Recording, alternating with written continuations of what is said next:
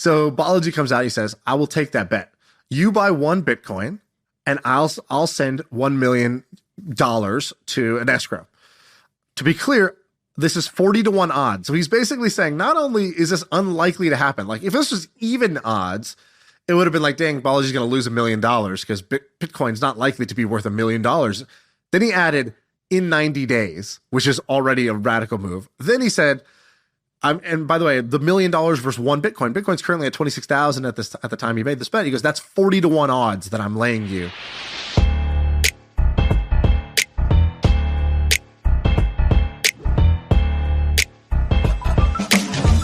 All right, we got an episode here with Pomp, Anthony Pompliano, who you may know as the Bitcoin guy. He's huge all over YouTube, Twitter, everywhere else. He came on. We're actually going to do this as a 2-part episode because at the beginning, it was all business. We were business in the front. We were talking about this crazy $1 million Balaji bet where he's betting that Bitcoin is going to $1 million in the next 90 days. We talk about that, why Balaji thinks it, what we think about the bet. And Pomp does a, Econ 101 where he explains what's going on with the banking system from his perspective. That was good. But here's the thing, though. In that episode, the whole episode is about something that's going to happen inside the next 90 days. So if you're going to it is a little fearful listening to it. And so actually listen to the whole thing and do it now because we're talking about something that's happening in 90 days. And then go ahead. The second episode was way more fun and it was pretty wild. Go ahead. We talk about his business empire, what he's building and why he's building it that way, why he gave back all the money from his fund and shut that down, why it's huge. Turned off all his advertisers, millions of dollars of advertisers, what he's doing instead. So we talked about that. And then we talked about then it went off the wall and the pod got a little crazy, but in a great way. I think you're going to love part 2. He broke down all of his businesses and how they work. It's very impressive. It was pretty wild. He's impressive. He's significantly more impressive than a lot of people think, I think, because there's way more behind the scenes. Pretty funny stories, which Pomp is he's pretty buttoned up on his main channel because he's talking finance, he's talking serious, but he tells some pretty funny stories. So the second part 2 is the more fun episode. Part 1 is the more serious episode. I think you'll like them both. And we have to remind you guys that our episodes, we work really, really hard. And unlike every other type of podcast out there, our stuff's not free, but you don't pay with money. All you have to do is go to our YouTube page. We call this the gentleman's agreement. What is it? The ladies' understanding. The ladies' understanding. You go to our YouTube page, and the reason it's called that is because it's an understanding. It's an agreement. We can't be there behind your screen to check this. Otherwise, we would. But everyone's doing it. So just go ahead and do it and click subscribe on YouTube. And then just go ahead and do that on Spotify and iTunes because the more you do that, the more our volume goes up and we get more downloads and we could keep doing this type of stuff. Pomp ain't going to come on to episodes like this if we don't have a big listenership. Same with all the other guests. All right, enjoy. Pomp, we're live, by the way. We always just jump right into this thing. No small talk. Let's go. What do you guys want to talk about? Dude, I'm so glad you're here. You are the Ryan Seacrest of the industry. You are the hardest working man in content entertainment. I'm so glad you're not doing your 5 a.m. show anymore. I'm sure you're also pretty glad you're not doing that every morning. How does it feel to get some sleep? I've always slept pretty well, but the content stuff is it's the best way in the world to learn. You put information and ideas out there, and the people who agree or have things to add, they're super constructive and they respond to emails, they tweet at you, they do all that stuff. And then the people who vehemently disagree, they make their voice heard, very well. And so you quickly figure out good ideas, bad ideas, and then you also get all these rabbit holes to go down. And I think that probably the reason why, you two, myself, and many of the other people that we all know and spend a lot of time talking to, we enjoy it. The internet is this amazing thing that we all get to use on a daily basis. And so creating content, I found, is just this great way to elicit like-minded people and to learn. So I was, Pomp, we have a lot to talk about, and we'll do a proper intro in a second. But I was talking to my friend Jason Yanowitz, who you guys used to work together. He worked for you. Now he has his own company. And Jason works pretty hard. He told me that you were the hardest working person. Jason Yanowitz used to work for you? Him and his partner, Mikey Polito, they were the two guys who helped me start the podcast initially. They tricked me. They literally came to me and they were like, hey, you should have a podcast. And I was like, what's a podcast? And they were like, all these other examples. And then I was like, I don't know how to do that. They're like, well, we do. And little did I know they had no clue what they were doing. They instead convinced me to do a podcast. And then they DM'd, I'm pretty sure, Gary Vaynerchuk's like podcast guy. And was like, hey, we're going to start a podcast. Like, what equipment do we need? It's like, kudos to those guys. That was pretty good smart. hustle. And now they have a media company that does tens of millions of dollars, whatever. It worked out. And Jason works pretty hard. Jason told me that you're the hardest working person he's ever been with. He said that they used to work at your office 7 days a week and that you just were nonstop. But then when I went out to dinner with you recently, you told me your schedule, it didn't sound very hard. It sounded just normal. So which is it? Which is true?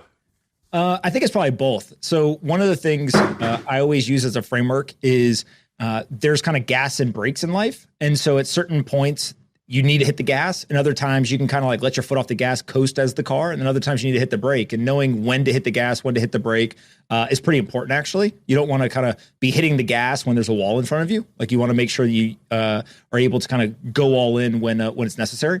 But the second thing is you got to last. Right? You can't just sprint all the time. No matter how athletic you are, you got to have some level of endurance. And so that's probably one of the things that I've really learned to do over the years. I wasn't great at it at the beginning. Now I'm probably pretty good at it. But, we're recording this on Monday. Yesterday was Sunday. I recorded a podcast Sunday morning at, 11 o'clock in the morning after I did a 2-hour meeting with a friend at 9 a.m. And a lot of people are like, that sounds crazy.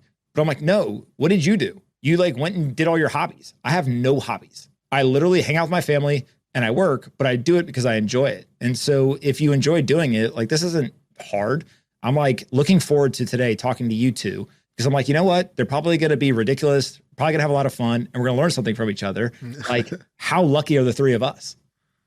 2 out of 3 ain't bad. So let's, we got to get to this crazy Balaji bet. And then I'm going to ask you what you're doing with your life after that. Cause I think you got an interesting little empire.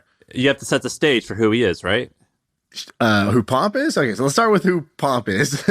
So I think you're known as the Bitcoin guy. I would say that's kind of how you built your brand. You've obviously done a lot more than that before that. I think you worked at Facebook and even Snapchat for a little quick lunch, and so you worked in tech. You started to build a big following on Twitter around crypto and Bitcoin. Built one of the bigger newsletters and brands in that space, and since then launched a bunch of businesses around it. So you had a VC, you sort of had your own VC fund, or you worked at a VC fund, then launched your own. You have a kind of a crypto jobs company. You have a bunch of things in that ecosystem. Since then, I think you've made some changes now. So I want to hear about those in a bit.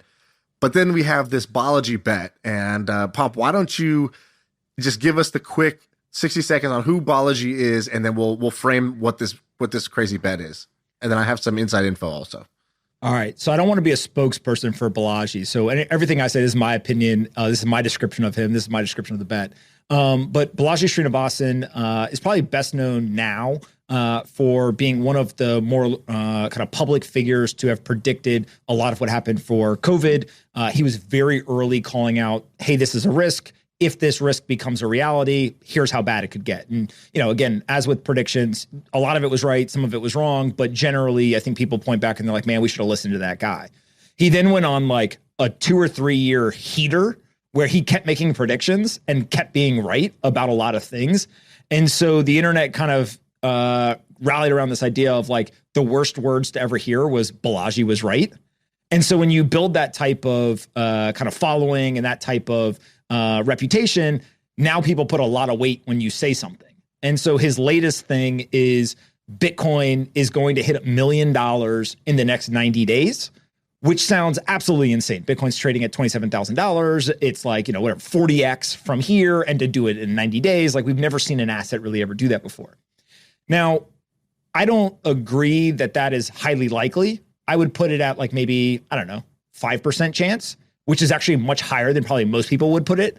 But to me, the most interesting part is the reasoning behind why he's saying this. And, I think it's important to call out the Balaji's bet is the best meme of 2023. He was able to essentially create a meme that has caused millions of people to now talk about this idea of hyperinflation, bank failures, and Bitcoin. And I think that's ultimately what he was trying to do. So if you asked him in a private room, hey, do you really think Bitcoin's going to be $1 million in 90 days? He's putting $2 million on the line. So he definitely thinks there's a chance, but I don't know if he's at like 99.999% likely or if he's trying to call attention. What's 2 million to him? Is that a big deal or no? It's hard to tell. So Balaji, before he became known as the like Balaji was right guy, he built and sold a number of companies. I think at least 2 that I know of had 9-figure exits. Like he's like real, right? He's a great entrepreneur. He worked at Andreessen Horowitz for a while. He was at Coinbase as the CTO. Like he's a very real entrepreneur and investor. And so he's done well for himself financially. But like, I don't care how rich you are. Like you don't go publicly bet people $2 million on Twitter unless you have some degree of confidence. Because in some way, like 2 million may or may not be a big number, but like your personal reputation is, you know, quote unquote priceless. And so like, that's basically what he's staking here is he's using the money to draw attention to what he's saying, but really he's staking his reputation on something that a lot of people think is absolutely insane at the moment. And the bet started because this guy, Metlock, I actually don't know who, I forget his first name, but he basically tweeted something and said like, hyperinflation is not going to happen. And then Balaji replied and said, I actually think it will happen. And in fact, I'll take your $1 million bet that hyperinflation is going to happen in the next 90 days. And this is related to the Bitcoin, or that's another bet on top of the Bitcoin one. Then you wrote this post and you had one line, you had a couple lines in there that I hated. And by hated, I mean, it was like, it stung me. One of them was you quoted Lenin, you know, one of the folks who ran the Soviet Union. You said, there are decades where nothing happens, and then there are weeks where decades happen. You said that, and then you had a few other lines, and I started reading this, and I got scared. I was legitimately scared, and I texted you, and I was like, is this real? And you're like, maybe not. I forget exactly what you said, but you wrote this in such a way that I was fearful.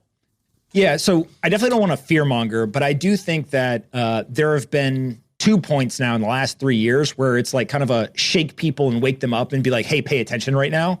The first was during March of 2020. I wrote a couple of different pieces. People had similar reactions to it. And you know, one of the pieces was like, I basically was arguing that unemployment was going to be double digits and millions of people were going to lose their jobs. And I had people like privately emailing me and be like, you are insane. Please stop fear mongering. Like, this is crazy. And then the next week, 6.6 million people filed unemployment claims. Right. And so like, if Balaji is like A+, I'm like D- maybe in analyzing some of this stuff. But at least what I want to do is call attention to like, hey, this is serious. And like, you should pay attention because if this goes the wrong way, it could be catastrophic, not only for people with their personal finances, but also like as a nation. And I think it's also important to call out that like, yes, it is important, but I don't think most people want this stuff to happen. Right? Like the United States of America is this amazing place. There's millions of people around the world that try to come to this country. And it's because we have democracy and capitalism and stability and like all the things that we know make this country great. If we were to lose some of that stuff, like this isn't about a financial product or an asset going up or down in price. It's like if there is complete chaos in a country, people don't care about what currency they're holding. Like they want guns. Right. And like, that's not a world we want to live in. And so I think it's less about kind of finance and kind of investing. And it's much more about like, pay attention to this serious situation that's playing. I think that's what Balaji's doing with this bet. That's what I tried to get across with the piece that I wrote last week. You also had this other line where you said bodies keep floating, or you said a friend yesterday told me bodies keep floating to the surface, meaning the Silicon Valley Bank, that's just one body and we're going to keep seeing more bodies. And so you like used a language that I'm fairly I have a high level understanding of this stuff. So nowhere close to a lot of smart people, but you use language that stung me. And when I see people who like you who write like that, it's almost like, this is how I describe Malcolm Gladwell. When I read his books, they're so convincing. Tucker Max is another guy who does this. They're so convincing because they're such good writers and they're so good at just explaining their points that I have to remember that when like a Malcolm Gladwell book, it's like, dude, this is all just a theory. And I could probably find lots of examples of why he's wrong, but he's so good and you are so good at writing about it that I begin to believe you. And I have to like pinch myself sometimes like, wait, this is just his opinion. And there's actually people that are probably equally smart and equally experienced that have a different opinion. And I find that to be, that whole thing though, I find to be very confusing and unsettling. It's, this viewpoint that like you want to argue ferociously one point of view so that the response, both the critiques and the support, is as ferocious back. right? If you write a piece and if people are just like, whatever, like, I've heard this 100 times, like nobody even takes the time to respond. But on the internet, like you kind of have to go all in and really argue a point. But if you are intelligent, hopefully if you get new information or you see a critique that you're like, oh, that's actually a great point, and you're willing to change your mind, then you can very quickly iterate your way closer to the truth. It's hard to always get to the truth. But I think that's kind of why I write that way, is just argue ferociously, and then you'll get the ferocious response, and that will help you get to the truth faster. What's the best, let me ask one more question about this, Shaan, really quick. What's the best argument as well as the best person that you like to read that takes the opposite stance of you, that you can see, that you would say, if I'm wrong, I think this could be true? Like, who do you like to read that thinks you're wrong and they could be right? So it's different on every topic, obviously, and even in individual situations. I have friends who I agree on 95% of stuff with, and then there's that one thing that they like vehemently disagree with me on, and I actually pay attention more when they disagree than to the person who disagrees with everything. Right? It's like once somebody has shown that they're a clear thinker and somebody's able to actually think through individual ideas, and they don't just succumb to like, oh, Sam and I are friends, we always agree on everything, so like on this new topic, I should just agree with him. Actually, I want to surround myself with people who they are very clear when they agree and they're very clear when they disagree. And what you want to look for is like volatility in agreement. So the more that somebody agrees with you, you pay attention and put weight on when they disagree. And then the more that somebody disagrees with you, that you want to pay attention when they actually agree. So it's that volatility or that kind of reversion away from the mean that ends up being important to pay attention to. But who are those people in this case? Is there anyone? Right now, I would say, so it's less about like individuals. I think there's a whole cohort of people. Everyone has kind of a little bit different view, but let me explain first kind of what's happening, and then it'll help me explain why I think that there could be a counter argument to it as well. So the main argument is that if you go back to the beginning of 2020, the economic and financial system was like pretty good, right? Unemployment was pretty low. Inflation was under 2%. Like we were kind of chugging along. We'd been in a decades-long bull market. Everything seemed fine, if not good. Obviously, COVID happens, and the first kind of big shock to the system was all the government lockdowns, right? So across the world, people said, hey, go sit in your homes. When you do that, what's called the velocity of money or the amount of commerce goes down. So if you used to go to the bar, if you used to go and buy stuff at the store, like you're just locked in your house now, you're not spending as much money. So when velocity of money goes down, people get scared.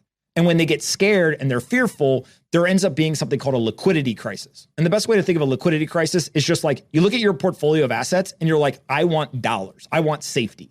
And so you just sell everything that you can to try to get dollars. So people didn't care if it was stocks, bonds, cryptocurrency, if they had liquid, real estate assets they could sell, commodities, anything. They just sell everything and they want dollars. And so if you go back and look in March of literally meaning cash in a checking or savings account. So that's like step one. And then if you remember during March and April of 2020, people didn't know what was going on. Like I went to the ATM and I pulled out a bunch of cash. Like people were literally pulling physical cash out and they're like, well, just in case, right? Like who knows what's going to happen? They also were like buying toilet paper and doing all like the crazy stuff because fear takes over. And so when these liquidity crises happen, all assets go down and the dollar becomes stronger. And central banks and governments have to make a decision. They can say, hey, we believe in the free market and we're just going to like let this play out. Yeah, it'll be painful in the short term, but like the free market will kind of figure it out over time. Or they can, what they normally do, say, we are going to intervene. We're going to step in. We can't let our people suffer. And so, of course, like politicians and central bankers, they're very short-term optimized because there's pain that millions of people experience on a day-to-day basis. And it's hard to sit by and watch people suffer. So it makes sense from like a human viewpoint as to why they would step in, although I disagree that many times they probably should not step in. And so that's what they did. They stepped in. They basically dropped interest rates to 0%, which just made it incredibly attractive to borrow money, right? If people are borrowing money, that means they're going and they're spending it. They're buying houses, they're buying all this kind of different stuff. And then they also pumped, between the central bank and the politicians, trillions of dollars into the economy. One key thing that a lot of people missed, including myself initially, is that regardless of how the money got into the system, the money ended up in the banks. So if they gave $1,200 checks to individuals, whether they bailed out the airline industry, whether they created all sorts of stimulus packages, whatever, when people received the money, whether they spent it or they held it, someone, an individual or a company, put that money in the bank. And so the deposits of these banks exploded. Silicon Valley Bank is a great example. They had about $60 billion of deposits to start. They ended up having about $190 billion of deposits. So kind of 3x growth, $130 billion or so. But what does the bank do when all of a sudden people show up and like, here's $190 billion? They're in the business of making money. And so in a zero interest rate environment, they can't buy short-term debt, right? All that means is like they're buying treasuries that are 3 months, 6 month, 9 month, 12 month, 2 years, whatever. But all of that basically has no return because interest rates are at zero. So instead, what Silicon Valley Bank did is they went and they bought 10-year bonds, meaning that they're going to buy a bond today. If they hold it for 10 years, they'll get back their principal plus whatever the return on the bond is. Now, that bond that they were buying had about a 1.5% return, right? So you buy it today, you hold it for 10 years, you're getting your principal plus the 1.5% type return over that 10-year period. Which is a conservative play. Super safe, super conservative, backed by the US government. Like everyone looks at treasuries and like that's the safest thing to buy, right? Now, that is all good and fine if the environment continues how it is. What ended up happening is that all that money got pumped into the system. Inflation exploded. We had the highest inflation in 40 years. And so now all of a sudden inflation's at 9+%. And the central bank's like, oh boy, this is not good. We have to bring inflation down because inflation actually doesn't hurt rich people. Rich people make money on inflation because they own assets. It's the poor people, the bottom 50%. They're the ones who get hurt by inflation. So let's try to get inflation under control. And so the way they did this is they jacked up interest rates from 0% to about 4.5%. And then they started selling assets off their balance sheet. They sold about $1 trillion of assets. When they do that, basically they are tightening financial conditions, making it harder and less attractive to borrow money and spend money. What did they sell? The central bank, this is actually a crazy statistic. They had about a $900 billion balance sheet coming out of the global financial crisis. They 10-bagged it. They literally went from 900 billion to 9 trillion between the global financial crisis and 2022, right? So they expanded by buying all sorts of debt and treasuries and various assets. And that's how they get money into the system, is they exchange the dollars for these assets. And then when they contract or they try to make tighter financial conditions, they sell all of those assets, right? Or a good portion of it to kind of get, to pull liquidity out of the system.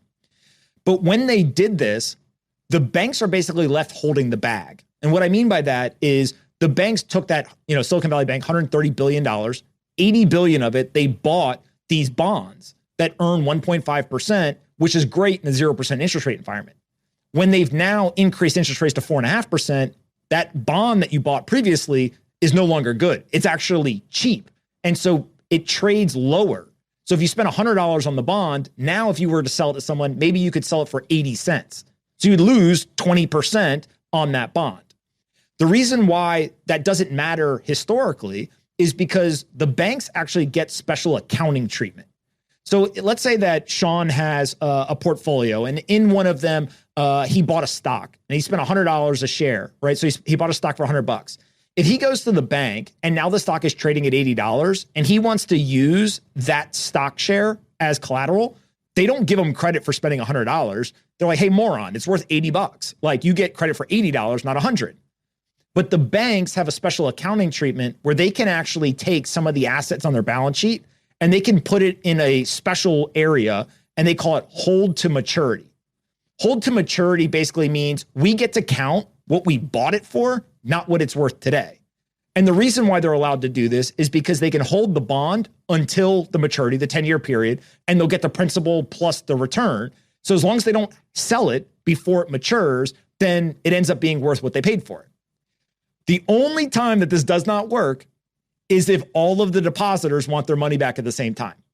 Because now the banks have to sell all those assets and take that money to give back to depositors. And that's what happened at Silicon Valley Bank.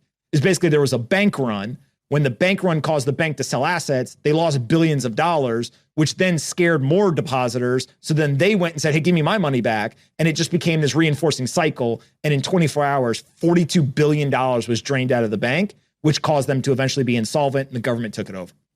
And ultimately, great explanation. That was awesome. You killed it there. Balaji and a few other people are betting that that's going to happen to other more consumer-based banks in the next 90 days. Is that right?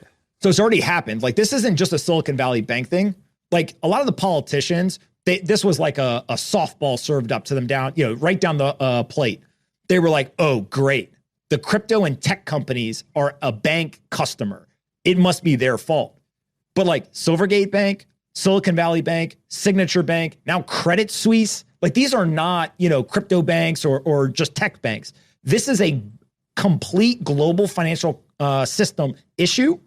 And now there's reports coming out that hundreds of banks are actually underwater in terms of holding these assets. And so that's why you've seen the central bank and the governments around the world step in and say, we will backstop a lot of these deposits because they don't want people to be so scared that they go and they try to take their money out of the banks. Because if everyone goes to do that, that then basically creates a cascade of bank runs.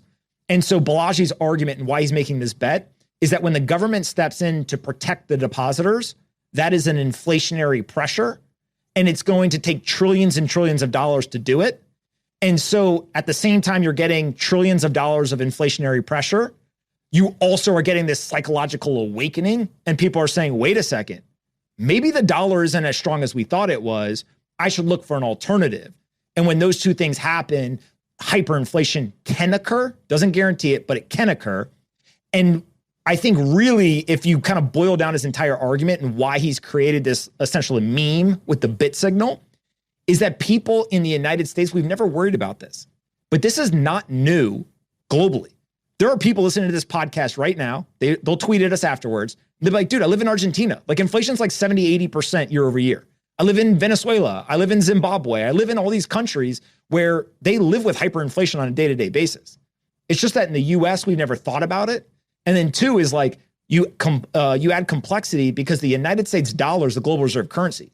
So if we screw this up so bad that we hyperinflate the dollar, I don't even understand. I don't think a lot of people understand like what happens globally when the global reserve currency hits high inflation or hyperinflation.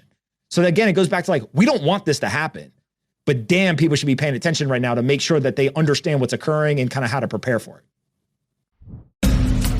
I can't find this client info. Have you heard of HubSpot? HubSpot is a CRM platform, so it shares its data across every application. Every team can stay aligned. No out-of-sync spreadsheets or dueling databases. HubSpot. Grow better.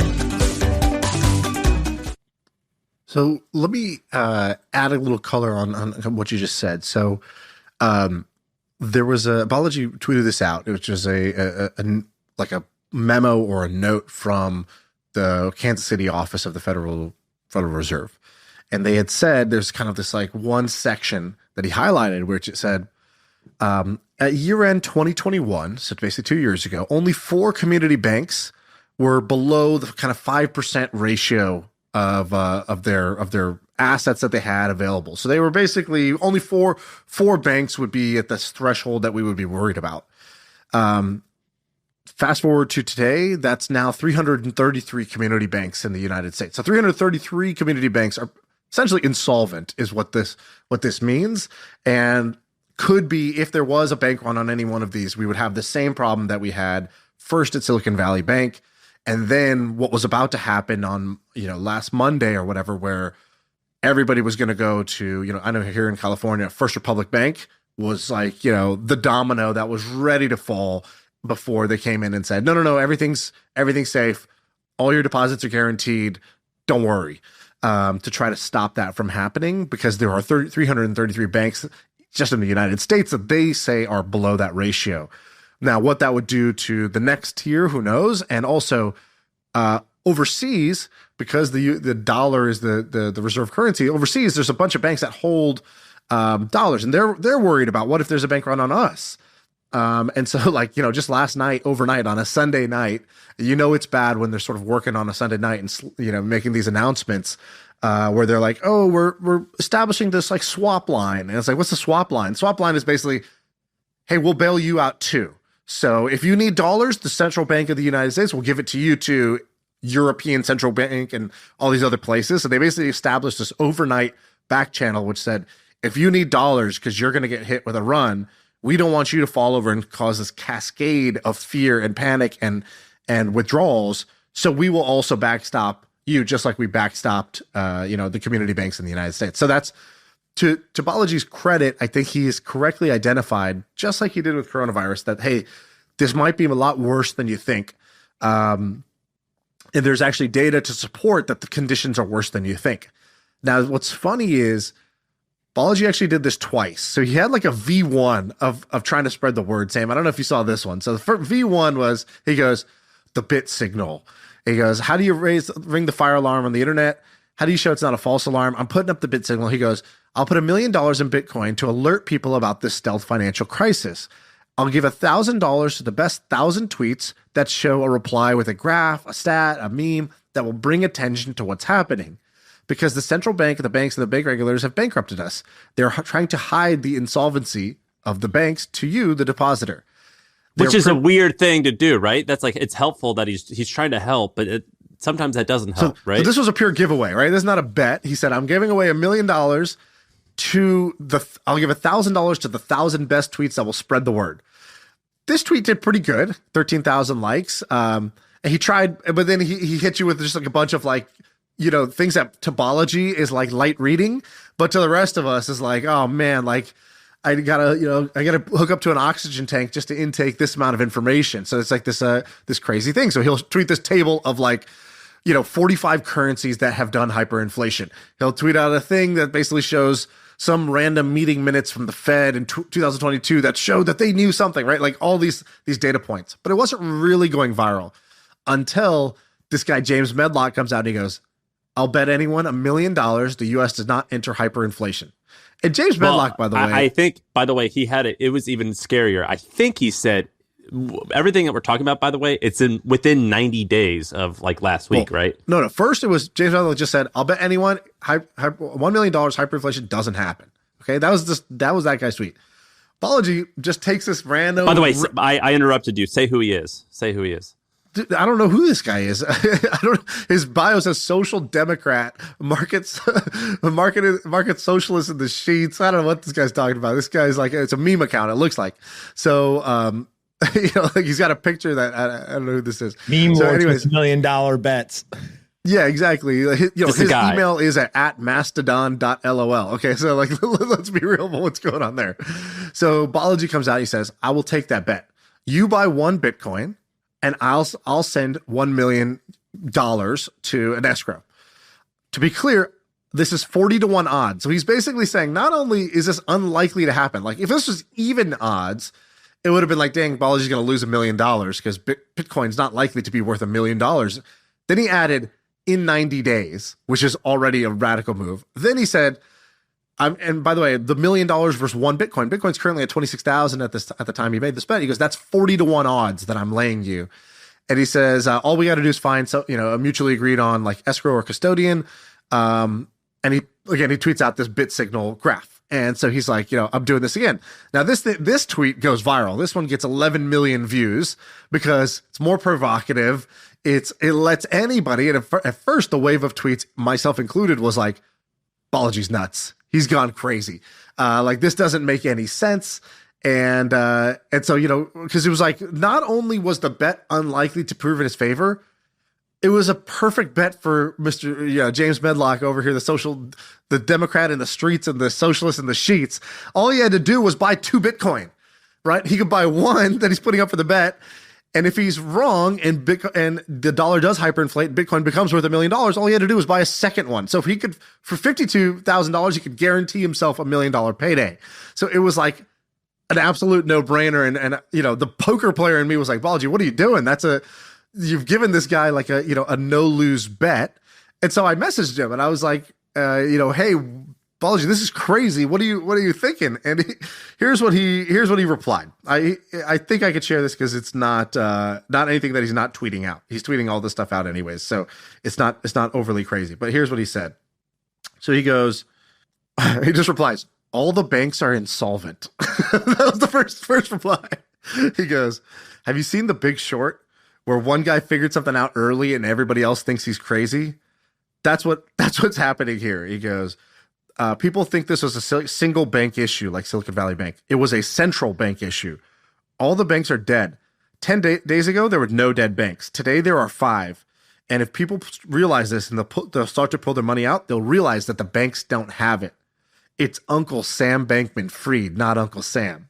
Which is basically what happened with FTX. So people realized the money's not in the bank with FTX, and then that caused the extreme crash.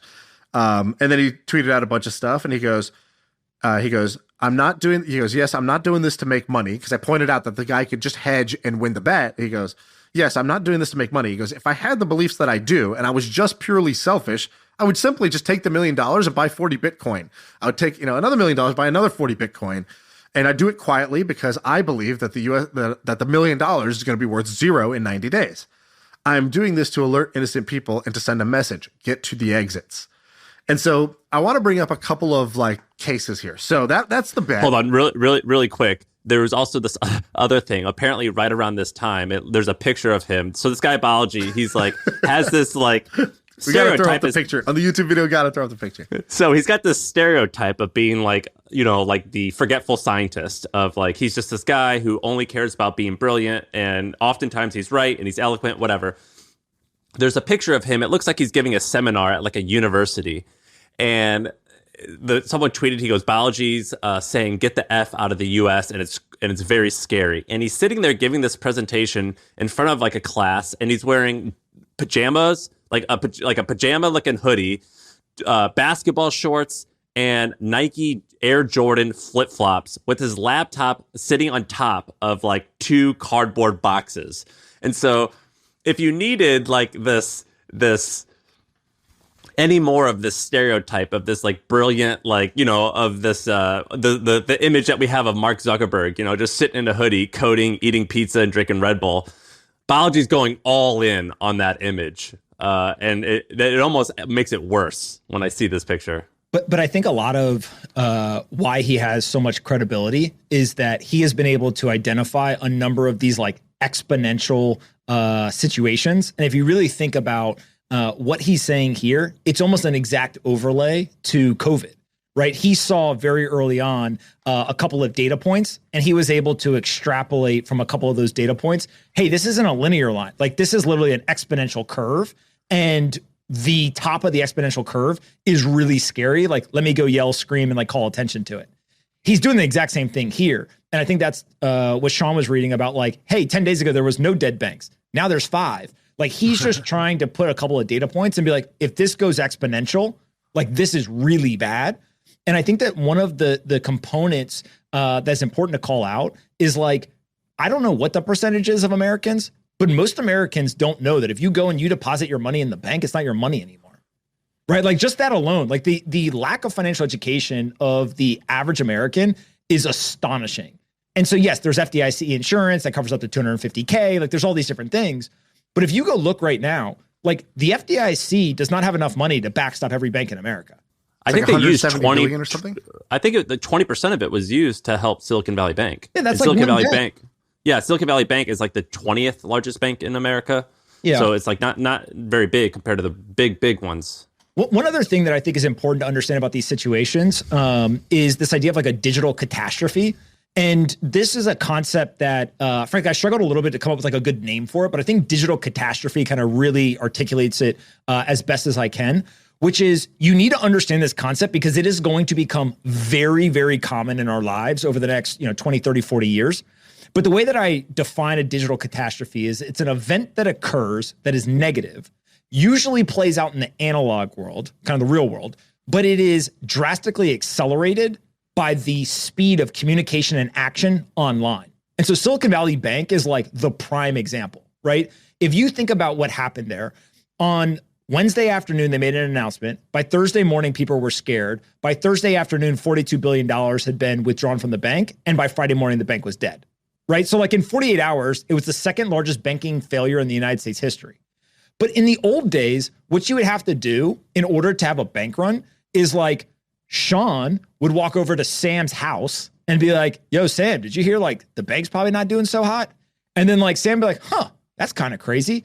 And you would walk, ride your horse, maybe get in a car and show up to the bank physically, wait in line and be when you get to the teller window, can I have my money back? That takes a lot of time, effort, energy, all that type of stuff.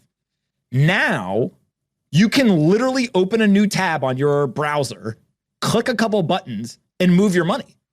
And so when the speed of information occurs that it does on the internet, millions of people, whether you were a customer of Silicon Valley Bank or not, Twitter knew that the bank was insolvent by noon on Thursday, right? And so if that happens, That's how you get $42 billion withdrawn from a bank.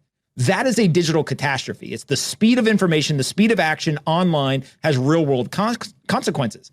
And so another way to think about it is like the internet was weaponized to create the second largest bank failure in history, but it was in response to the knowledge of an insolvent bank that was caused by a fractional reserve banking system and an increasing of interest rates that basically left the bag holders as the banks. And so people were just operating out of personal incentive to get out of the way. Yeah, it was kind of amazing. Like a Thursday morning, I remember waking up and in our group chat, Sam, there was like somebody posted Silicon Valley Bank's stock was going down. It was down like 30 or 40%. And it was like, oh, wow, must have had a bad earnings call, right? Or, that was kind of my assumption. It wasn't anything too bad. By 11 or noon, I'm scrolling Twitter and I start to see, if you scroll, this is just a general truism. If you scroll social media and you see 4 or 5 different sources talking about the same thing, your brain is just like wired to be like, this is a big deal. Topic X is a big deal. Marketers use this to their advantage when they want you to like go buy a product or know about a movie that's coming out or whatever. They do the same thing. That's why why influencer marketing is a big deal.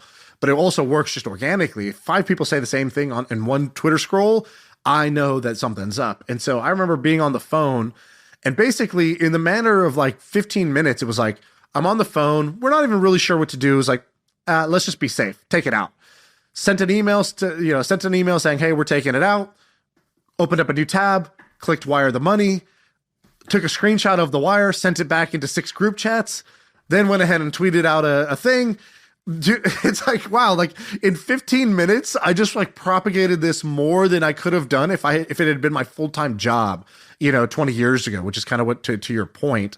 And the funny thing is people are mad that like, they're like, well, if there wasn't a bank run, there would have never been a problem.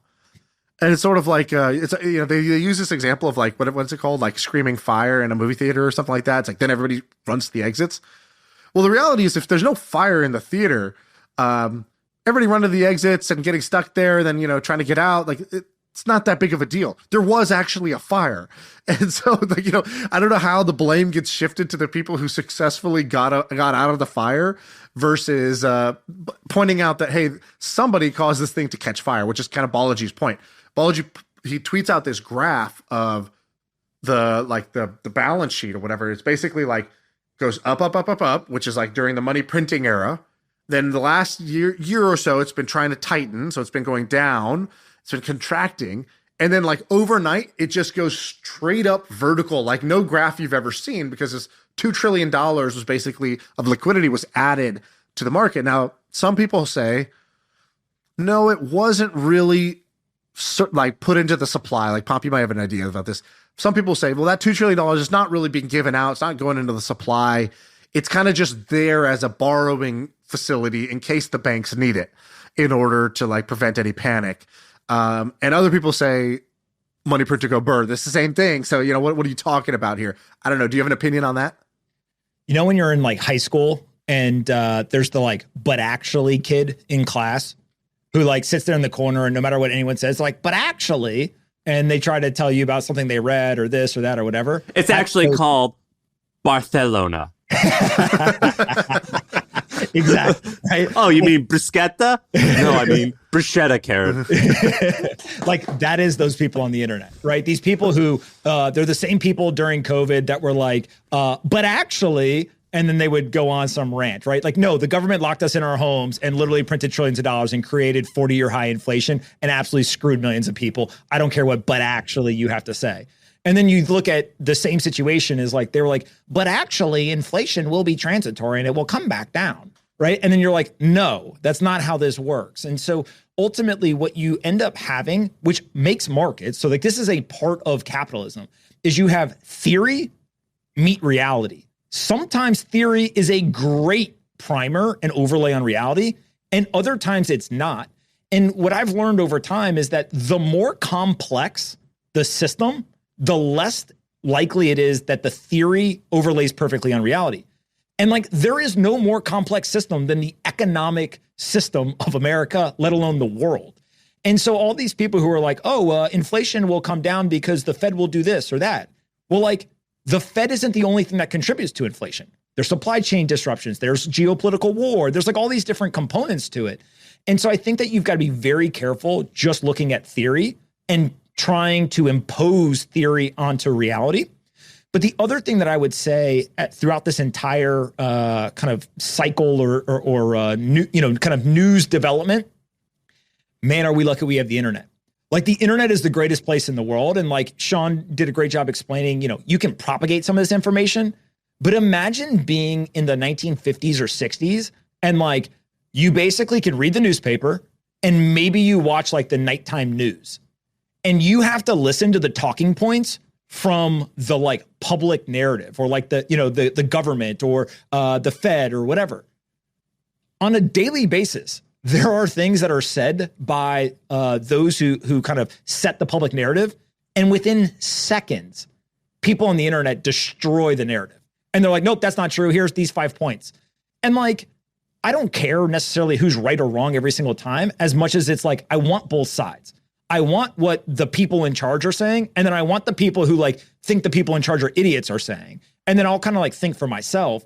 Right. But the internet is what has empowered that. And so like, wow, what an amazing time for us to be alive to have that ability, because literally 2 generations ago, they didn't have, like, what are you gonna do? Go to the encyclopedia and look up like, what does a bank run, right? Or like, how does central banking work? It's just amazing that we now have this capability. So I think we should wrap this segment up, and I want to wrap it up by each of you in just a couple of sentences saying, what do you think is going to happen in the next 90 days? And are you guys doing anything? Shaan, you go first. Okay, so I'm going to say 2 things. I think in the next 90 days, I think Balaji is actually correct on everything except for his 90-day point, because I think that's too hard to know. And he might end up being correct that something happens in the next 90 days, or it might take 900 days. And I think either way, the important part is he's right. It's just the time window, I think, makes things impossible. But the good news is you don't actually need to know the time window to act accordingly.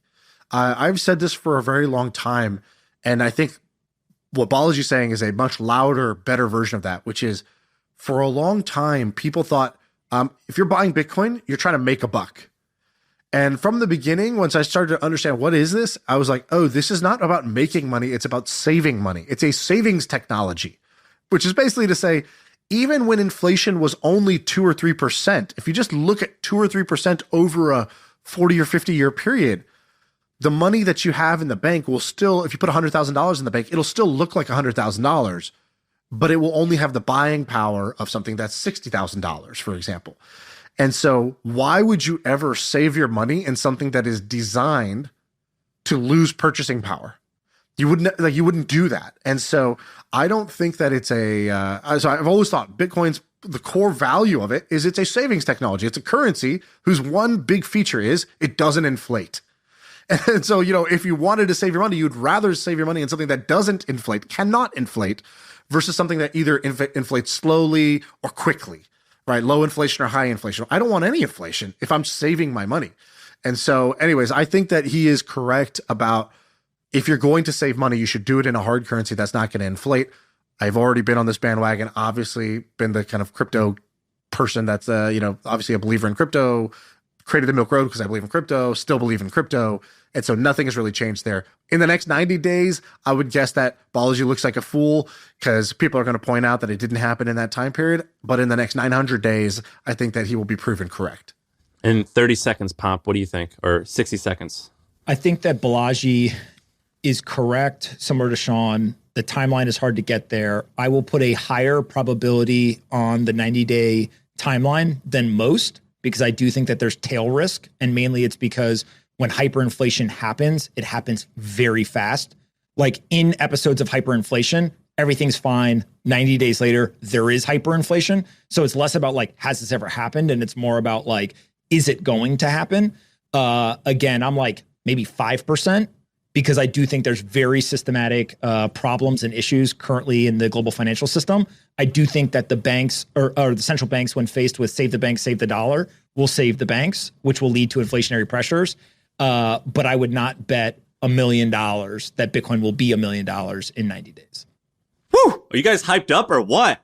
I'm ready to go get in a fight. We should say one thing, which is the other take that people have on this, which is that if Balaji has like $100 million of Bitcoin, he doesn't need to be right for this to be a profitable bet for him.